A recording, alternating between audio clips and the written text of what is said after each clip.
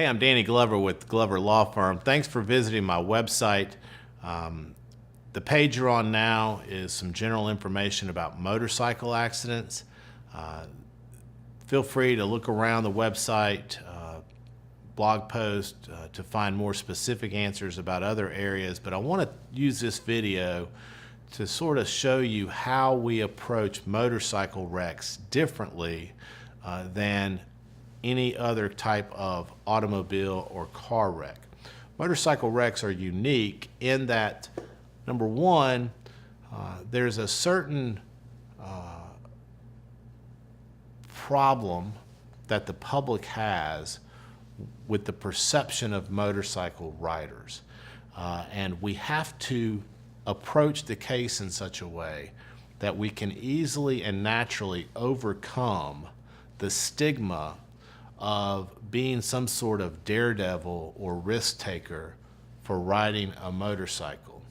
The fact of the matter is, motorcycles are very safe, and most motorcycle riders are very safe motorcycle operators. The problem is the other people around them not properly paying attention.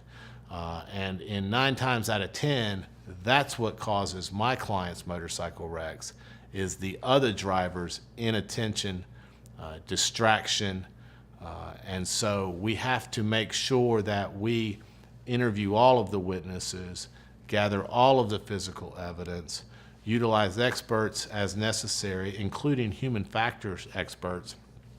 These are experts who understand the science of how people see, perceive, react to certain stimulus, to certain things going on in their immediate environment, so that we can show that this was not at all your fault, that this was totally the fault of the other driver. But then the other part that we have to deal with on a motorcycle wreck is typically the severity of injury. By their nature, motorcycle riders are much less protected than someone inside of the cage of an automobile or truck. And so we typically deal with much worse injuries to extremities. I've handled cases where legs have been amputated for motorcycle riders. I've handled cases where the motorcycle rider has lost the use of an arm. Head injuries can be very bad when the helmet helps save the life, but it can't completely protect from the concussion going on inside of the skull, of the brain being bounced around and being damaged severely. So we have to understand the mechanics of what's going on internally with the motorcycle rider so that we can well show the level and nature and extent of injury.